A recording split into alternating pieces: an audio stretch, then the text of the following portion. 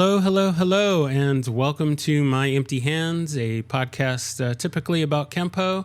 As always, I am Reggie Darden, and today I've got another wonderful guest with me today. I've got Chance Burleson with me, and we're just going to talk about his journey, and we'll talk a little Kempo, we'll talk a little bit of other arts.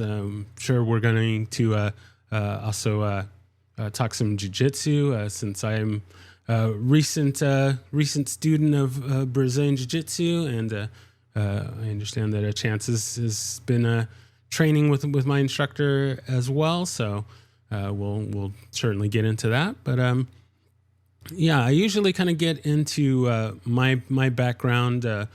Won't get into too much, but just mention that I have ranks in Kempo, in Capoeira.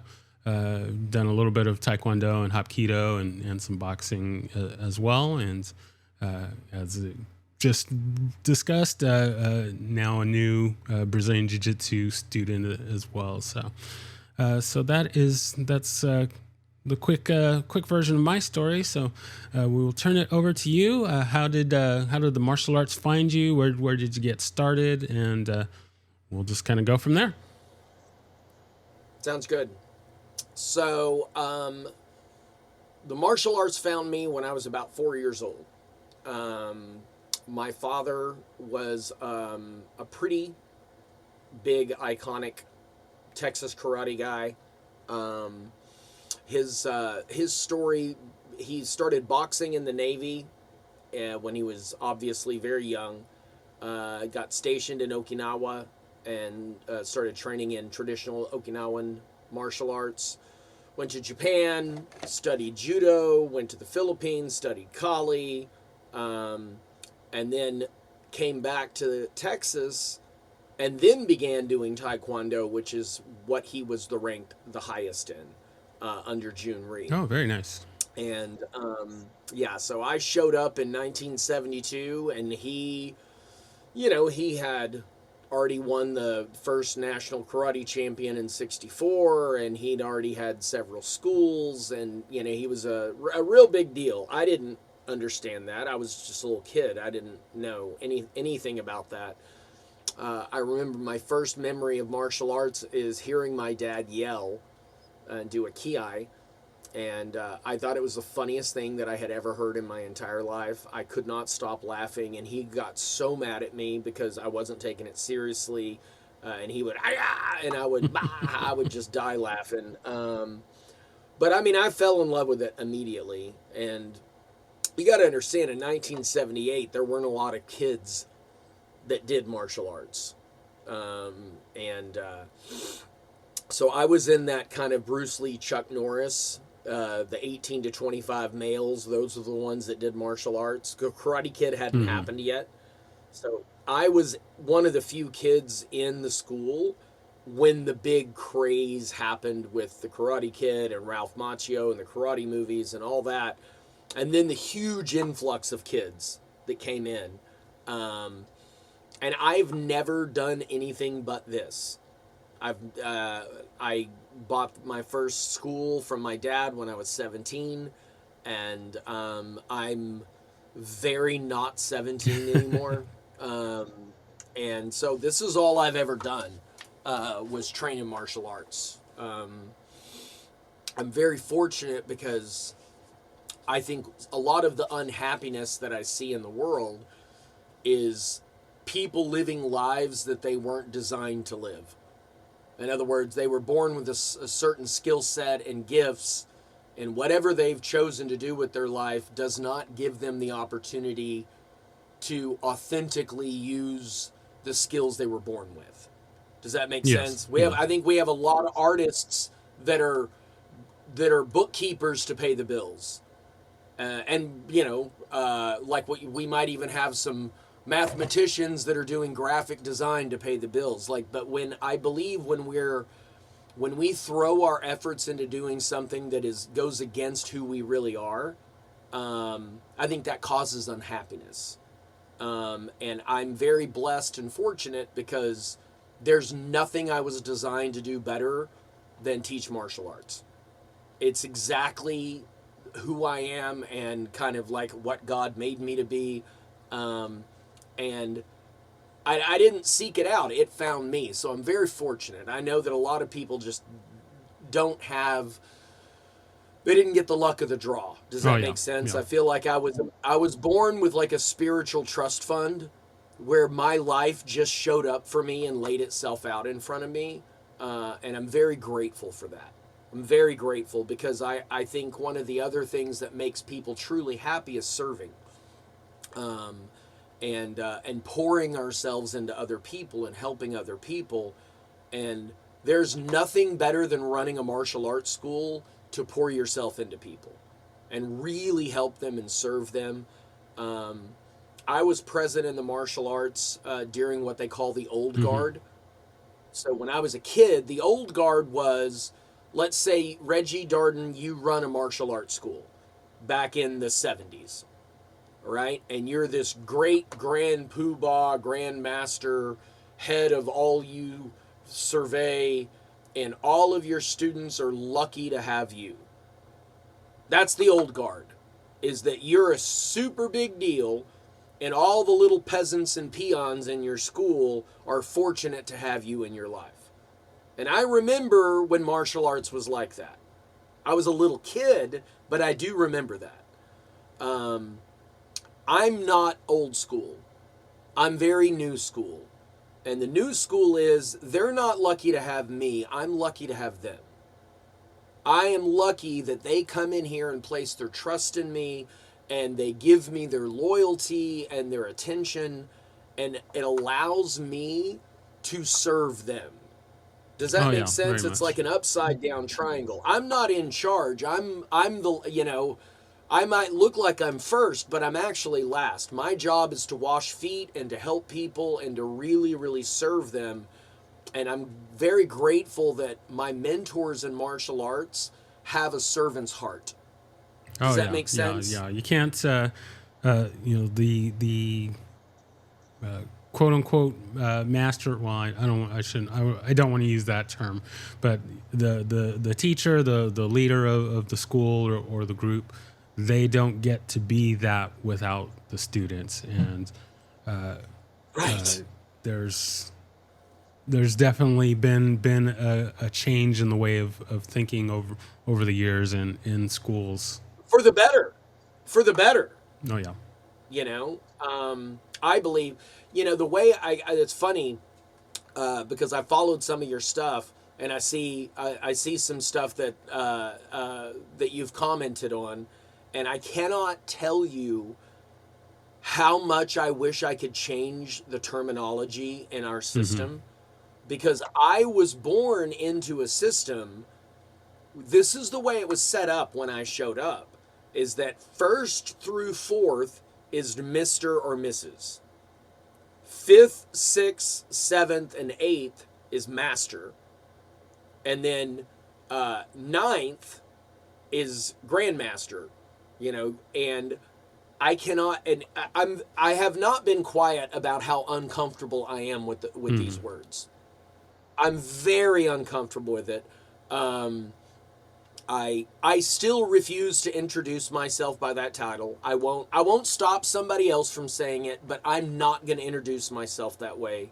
And when people ask, like students, even a kid asks me, what do I call you? I'm like, just call me Mr. Burleson. Just call me Mr. Burleson.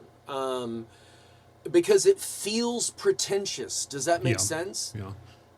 It feels pretentious. Now, here's the thing, Reggie, is that I've been teaching long enough. I have master level black belts underneath me. They're not uncomfortable with that word. they've earned it. They've got decades in the martial arts underneath me. They've paid their dues. And they're very good. The people that I have that are 5th degree or higher, they're over 30, and they started with me before they were 10. So I get that they have paid their dues and they like that they have earned that. But do you know why I'm so uncomfortable with the term Master Burleson? Go ahead. I'll tell you. That's my dad. When I was growing up, that was Master Burleson. And in my mind, masters are old men.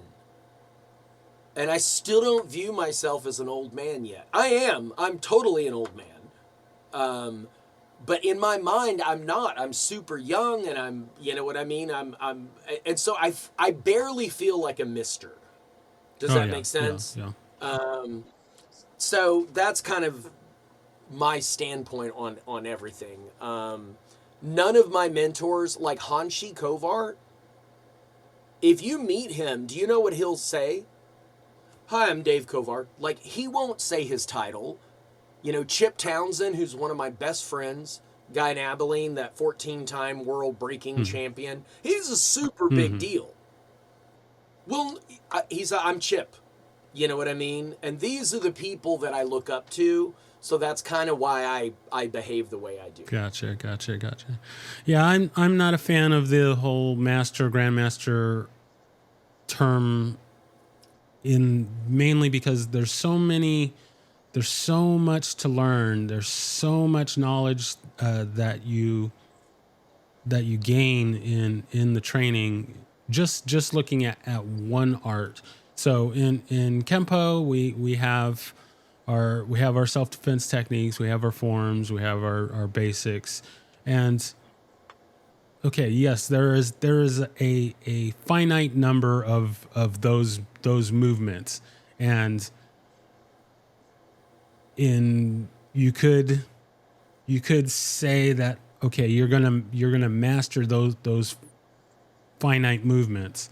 However, there's so many other little pieces and so many other little details, so much other specific knowledge and experience that you gain that one person can't get that in a lifetime. And the way that I see it, no one can truly master any particular art in their lifetime. It would take multiple lifetimes to be able to master anything, and even then I don't feel like you could ever really master that, because then in my mind that's you've reached the end and there's no more room to grow. There's no more, and I don't think anything works like that. There's always room to grow. There's always room to improve. So I've never been a fan of that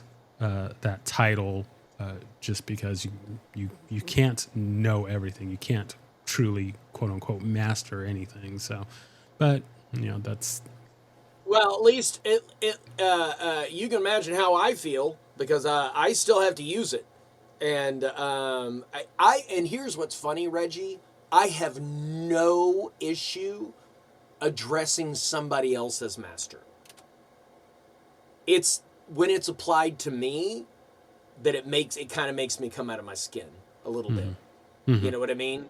But it is what it is. It's the rank and file that I was born into, and we did rewrite our black belt degree curriculum, because now that obviously I'm kind of running Legends, Dad's passed. Me and my black belts got together and we took out 10th. We made it to where you cannot test for 10th degree black belt. The only way you can make 10th is if you die in 9th. And because are you from Texas? No, I'm originally from California, but yeah. Oh, really? Oh, so you're familiar with the Tracy Kempo Yeah, system. Actually, the first Kempo school I started in was, we weren't technically a Tracy school, but we followed under that lineage and that one, I guess, early version of their curriculum. So for simplistic purposes, yeah, it was a Tracy school. So okay, so I don't know if it's like this in California, but I do know that in Texas, everybody's a 10th degree black belt. They're all over the plate. They're everywhere. They're coming out of the woodworks. 10th degree black belts are like somebody threw a gremlin in a swimming pool and they just multiplied. They're You everywhere. sure you're not a Kempo And person? I'm gonna get yeah, some hate from so Kempo people, I'm sure, but yeah, there's but so here's the thing. So here's the thing, Reggie. Um, what I think about when it comes to like super high ranking martial arts, um, it's like inflation. The more money you print, the less it's worth. The more everyone's a 10th degree black belt, the less it means anything. Does oh that make oh sense? I'm 100% with you on that. And so when I kind of got in the back pocket, now my father was the one who put me in Dave Kovar's back pocket. We were in Las Vegas, you know, that big super show they used to have every year. Um, and he said, I don't care what you do this weekend, but I want you to go to his seminars and I want you to do whatever he tells you. Because there are guys all over the country that are experts that can show you how to run a school, and one or two of them still have their soul. And he said, and that's one of them. And so I started studying him like a book. I went to Sacramento. I trained with him. I met his people. And what I found is that all of the guys that he has running schools, they have something in common. One, they have humility. Two, they have a higher level of skill than anybody I'd ever met. Three, they have black belts in multiple styles. They had black belts in Okinawan Kobudo. They had black belts in Brazilian Jiu-Jitsu. They had black belts in Kempo. Like no black belt he had running one of his 9 schools only had one black belt, right? And you know what the other thing that I noticed?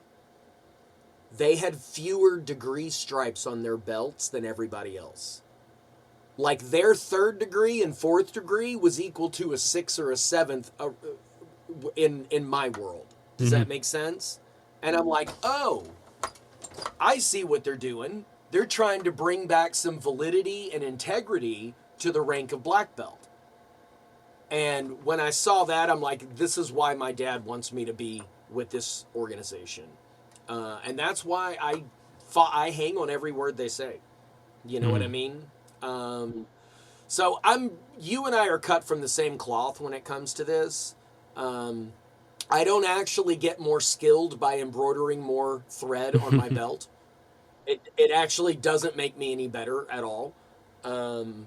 Which is why I'm a white belt in so many things. I saw that you were interested in the Duval Sensei's Kyokushin thing tomorrow. Yes, yeah. I actually interviewed him. He was one of my early guests, and yeah, Really? yeah. Yeah. So he's my Kyokushin instructor. Yeah. I actually had noticed that he was doing some classes or something at your school. Yeah, so, yeah. Yeah, so I go formally get promoted to my 2nd orange tomorrow. Oh, right on. And dude, I cannot tell you how thrilled I am to get a friggin' orange belt. I'm so thrilled. And so my jam right now, what I'm doing to what I call work towards being worthy of the position that I'm in. Because I am in the position that I am. I am the senior rank in the Legends martial arts system under my father. I'm the senior rank. All of my black belts kind of look to me to be in charge. For better or worse, that's how it is, right? In order to be worthy of that, I have to stay as much of a beginner as I can and continue my own training. So I study Kali once a week. I've been doing that for several years. As soon as I get my black belt in Kali, which will happen this year sometime, I'm immediately going into Wing Chun. Oh, very nice. I do Muay Thai for an hour once a week. I do Kyokushin for an hour once a week. I do boxing for 2 hours twice a week, and then I do jujitsu on Sundays once a week, and so that's kind of what I'm trying to pack as much as I can into the years that I have left, because I know I'm going to get too old to do this before too long. Yeah. You know, when I'm 70, I won't be able to keep training like this. And so so that's what I'm doing, and that's what I think it's important. I think that if you're the head of a school and you're not in the Shoshin, like the beginner's mind, that white belt moment, if you're not doing that, I think you're getting worse. I don't think you're getting better. Gotcha. Yeah, we're definitely kindred spirits in that. You know, now that I'm doing the Brazilian Jiu-Jitsu, looks like I'm getting back into Hapkido. I'm still doing Capoeira. I'm still doing Kempo at least once a week, and working on all that stuff. I actually need to talk to Sensei Deval about. So I'm kind of in this kind of weird transitional period since my Kempo school closed recently. I'm kind of in this weird transitional period, but one of the things that I wanted to talk to Sensei Deval about is maybe not exactly joining his school just yet, but coming in and occasionally coming in and getting to kind of spar with his guys and kind of work out with his crew from time to time, so that I can still do my Kempo, but I need to get some body time on on folks. So we'll definitely have to talk about that, but. How often do you spar? Not nearly enough. That's one of the things that I'm trying to kind of work out a situation to where I can kind of spar on a regular basis to keep my skills up and whatnot. Let me ask you a question. Do you are you open to sparring at a light contact level? Yeah, of course. Mm-hmm. You know, I have open sparring every Friday. I'm just learning this. Okay, see, this is great networking. Every Friday at 6, come in. So I have about a third of the people that come are not my students. They're from other school. One of the guys that has been coming for the last 3 years, he's a Taekwondo guy. His school shut down during COVID. He's homeless. He's got nowhere to fight. And so he comes in and fights. And as long as somebody can get with my culture, because we're not, one of the things that has changed is we're not a blood on the floor school anymore. Mm-hmm. We don't do it that way. I did for years.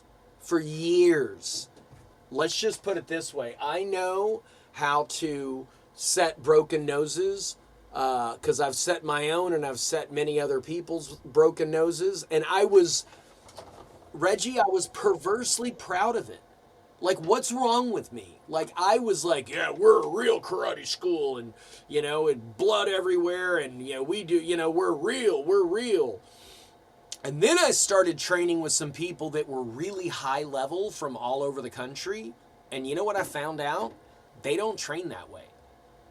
Like, real fighters, like people who make a lot of money fighting, they don't do what I was doing. Because they can't. Like, they can't afford to be hurt every 6 weeks just from practicing.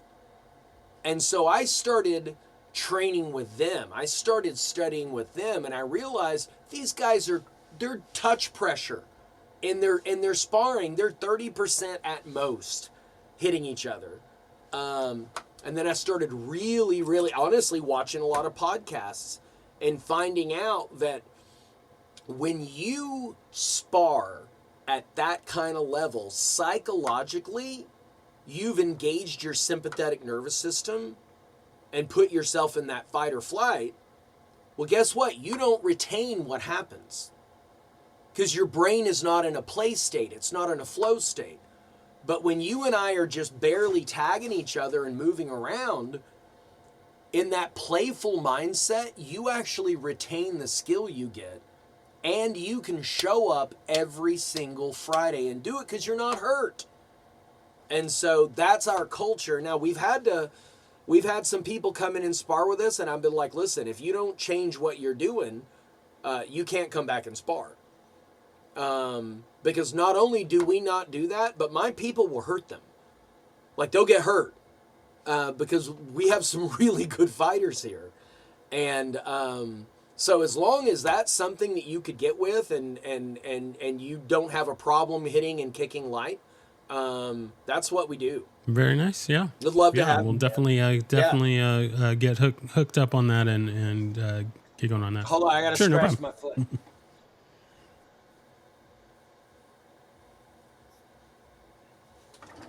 Yeah. Right. Yeah. No, I'm glad that you brought that up. So we'll definitely have to make that happen then. I like it. So, kind of going back to the beginning times for persons like yourself that really grew up with this. I from other guests that I've had in that same kind of situation, I'm always curious, was there kind of a separation between the training and life, as in I kind of imagine this sort of a Mr. Miyagi kind of situation where you're always in a karate lesson. You know, the dad saying, "Hey, you know, do this chore, and this is a secret karate lesson." Or you know, taekwondo lesson, or was there, you know, kind of a clear separation where, you know, okay, we're at home, we're living the normal home life, and then okay, now we need to go to the school and train, or were you kind of always on as far as the growing up in training? I was always on. So, you know, my dad was a karate teacher to his core.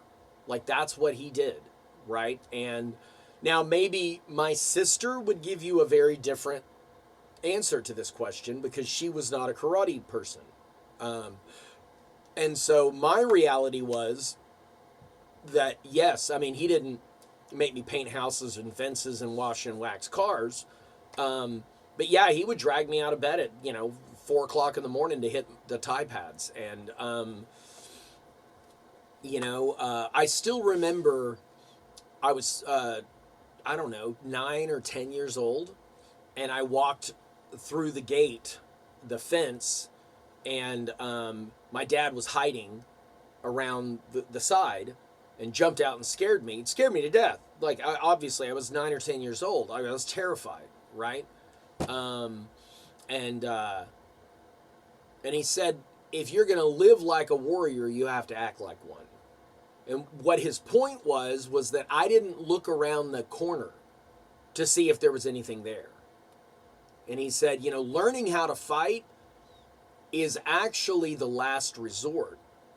Avoidance and paying attention and awareness is actually the safest thing that you can do. And so we would play games where I would have to, literally in my house, like we were two kids, where I would walk around corners expecting him to jump out and scare me. And it created this mindset in me to always pay attention to my surroundings. Now, my dad was very loving. It wasn't an abusive thing. It ended up turning into a game with us. There were some things that other people would claim were probably excessive. This is a true story, but we lived in the country in Texas, right? And so in the summer, scorpions would come in our house because it was too hot outside, so they would come in the house. So we had scorpions in the house all the time. And my dad and I took turns throwing a punch and trying to crush them. And if you got them between your knuckles, they would sting you. And if you caught it on the knuckle, it wouldn't. Now, I understand that that is stupid, and most people think that that is ridiculous, right? But for me, it was great fun. It was about timing and focus, and so he didn't make me do it. It was a thing that we did. So yeah, there was a little bit of Miyagi in my growing up, but I am exceedingly grateful for it. Now I will tell you something else that I'm fiercely proud of. Okay, I have I call it my V card. And it's not, obviously I have 2 kids, so clearly it's not a real V card. But I don't have any war stories to share with you. I've got none. Now, I've got a lot of karate tournament stories to share with you. I've got a lot of sparring stories to share with you, but I don't have one single story where someone tried to hurt me in the street where I had to ball up my fist or my foot and injure them in any way. Now, I have had a few situations where I maybe had to submit somebody, with a choke or a lock or something like that, but they were not hurt. At the end of it, we talked it out. Everything was fine. I am so proud of the fact that I have been able to de-escalate every fight that has come my way, because I understand something spiritually as a martial artist, is that if you jump me in the street and you back me into a corner and give me no choice but to hurt you, even if it was the last resort, I can't hurt you without hurting myself more. It causes me more harm to intentionally hurt somebody else. It causes me more harm spiritually than it does them. And so any possible way that I can use my words and my calm demeanor to de-escalate a situation, that's actually real self-defense. We call self-defense beating people up, but most of the time it's just beating people up. You're looking for an excuse to hurt somebody because you are spiritually unevolved. You're too much like an animal. You haven't embraced your higher self. And understand that our job is not to hurt people. Our job is to help people.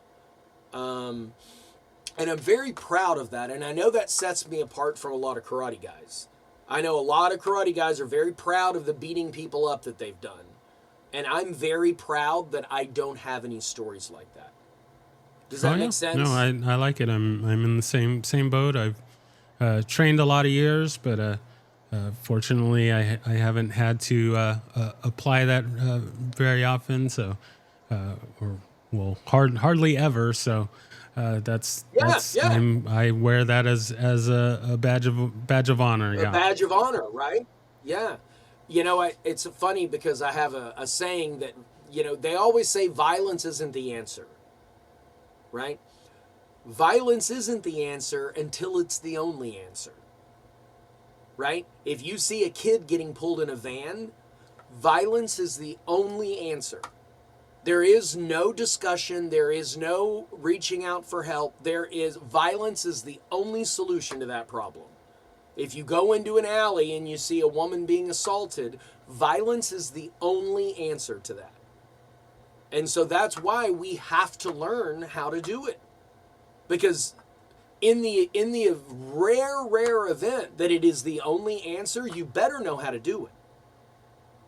But so you know the blood and guts era, right? That they talk about in karate, right? The 60s, right?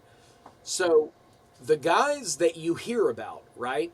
The Ed Parkers, the Fred Wren, the Skipper Mullins, the Alan Steens, these guys that you hear these stories about were in my house growing up. Like, they were my dad's friends. And so, but do you know what I remember about them? Now, remember, I was a child. I don't remember anything violent. What I remember is they were the kindest, gentlest, most respectful people that I'd ever seen. So I grew up seeing that as strength. Real strength is softness, it's gentleness, it's being kind to people. That's actually what strength looks like. And I'm so grateful that that was modeled for me. Does that make sense? My dad was a very gentle, loving person. And apparently not in the ring. I've seen footage. But in everyday life, he was kind and he was gentle. And I'm so grateful that that was demonstrated as true strength to me. Does that make sense? Oh yeah, for sure. Like that chest bumping, arrogance, posturing, like two roosters, you know what I mean? That's actually weakness. Weak people act like that, not strong people. So. Gotcha. Yeah. No, I like that. I like that. That's it's more impressive to me to be the kind person, the good person versus the brawler. Yeah. One of the things that I love, so I got to interview Rob with McDoger Life, and Did you really? He was one of my early guests. So, but there's something that he has said that I love, in that people make this big deal about, oh well, like, this guy can beat this guy in a fight or whatever, and I guess the analogy that he used is martial arts is the only place where that mindset seems to flourish, in that Right. if you were in an office, if Joe the janitor can beat up the CEO, like, nobody cares. Like, that doesn't make Right. Nobody cares. Who cares if the janitor can beat up the CEO? One guy is still the CEO, one guy's still the janitor. And so when Rob said that, I just that really stuck to me. It's like, oh yeah, only in martial arts schools do we make a big deal about that, and that's all. That was always funny to me. It's easy to punch somebody in the eye socket, and but to be a kind person and be a respectful person, that especially in the face of people that just want to punch you, it burns a lot more calories. It's a lot harder to be the good guy.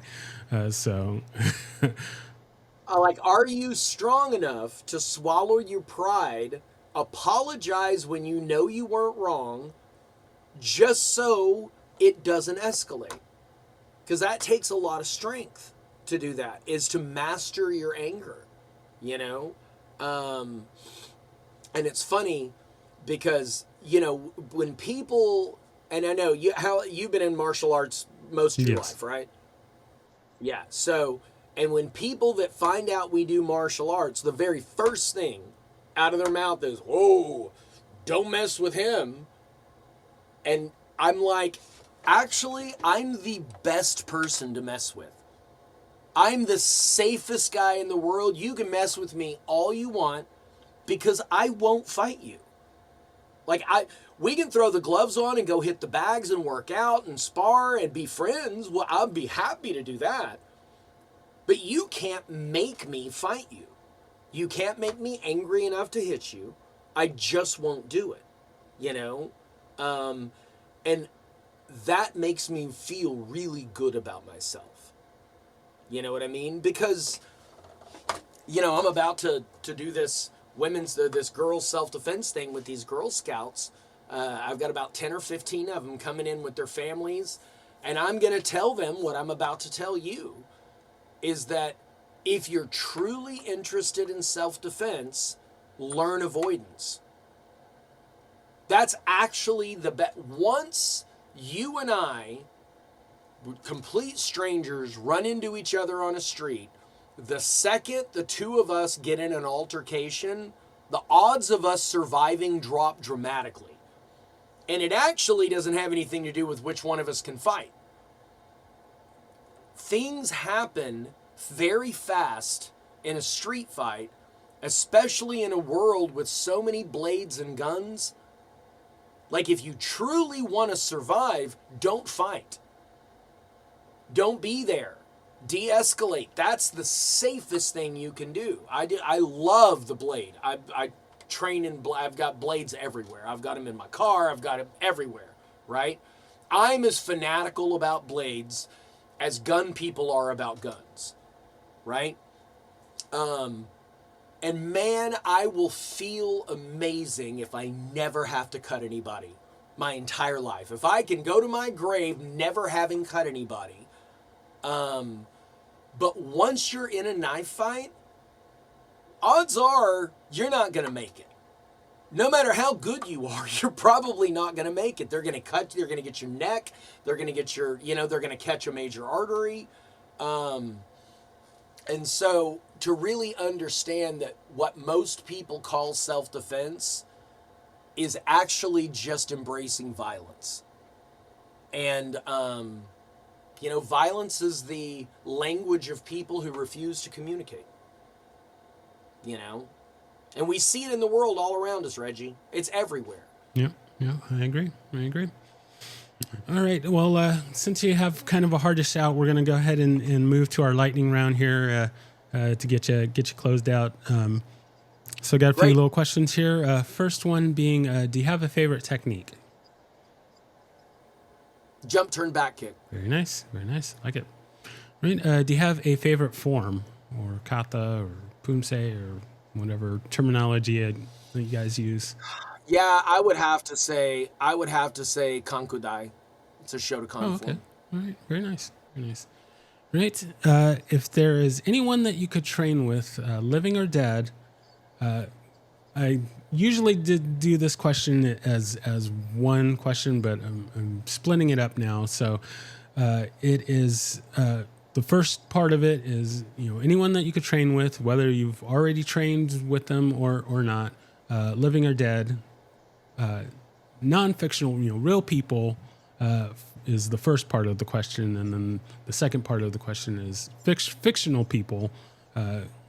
Who would you want to train with?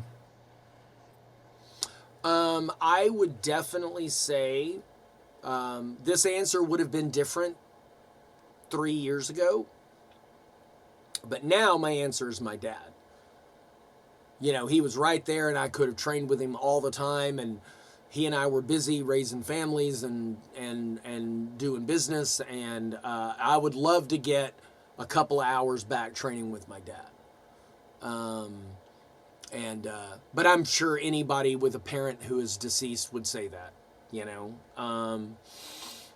and then fictional, I would have to say,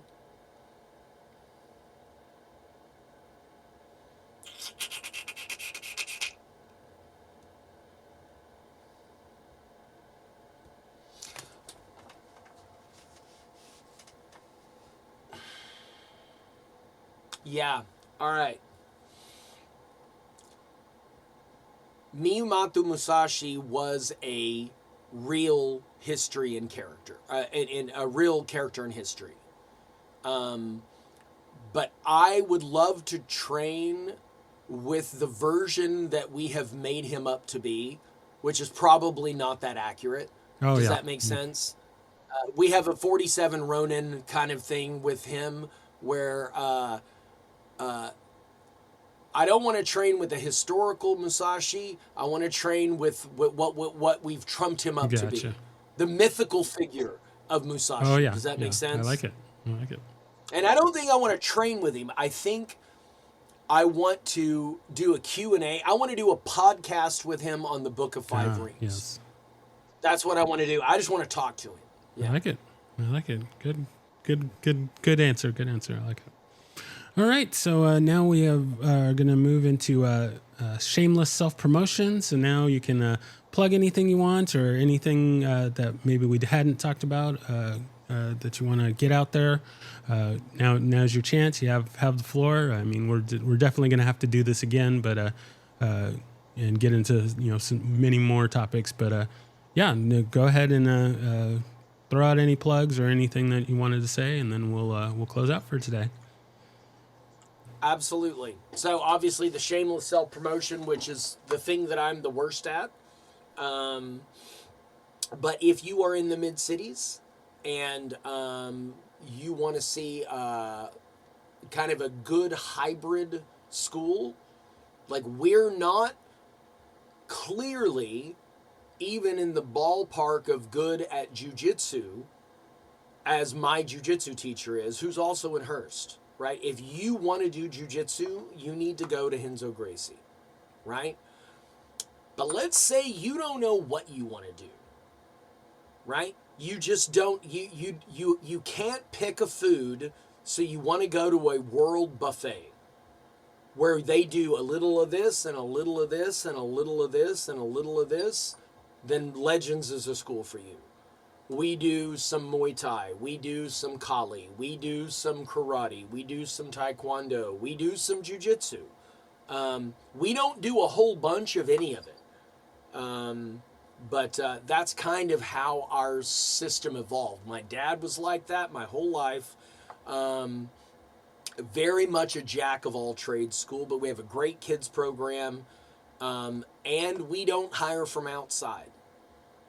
So there are no instructors in my school that are not the grown children of students from decades ago. All of our students are graduates of our school. I mean, all of our instructors are. So, yeah, that's it. Very nice, very nice. And I will put links to that in the show notes. And since you didn't bring it up, I will bring it up that you have a wonderful podcast yourself, the Legends and Dragons podcast there. Oh, yeah. We do a podcast too. I still forget that we do that, yeah. So, I will plug that. I had Jimmy on my show recently. The episode hasn't come out yet, but had a nice chat with him. So, I will put the links in. So folks out there, definitely check that out. And I just thank you so much for taking the time to chit chat with me and getting to hear a little bit of your story there. And we'll definitely have to do this again and get into more stuff. But yeah, I just thank you again. And then you got to come spar with us. Oh, I'm gonna put my gear in the bag, and I will definitely come see y'all real soon. So can't wait to meet you in person. Sounds good. Well, all right, thank you. You have a great day. You have a good day. Bye-bye. Thank you for listening to My Empty Hands. If you enjoyed the show, please share it with a friend. If you didn't enjoy it, please share it with an enemy. If you'd like to be a guest, or if you would like to recommend a guest for the show, please email me at podcast@talkingkempo.com. Thank you.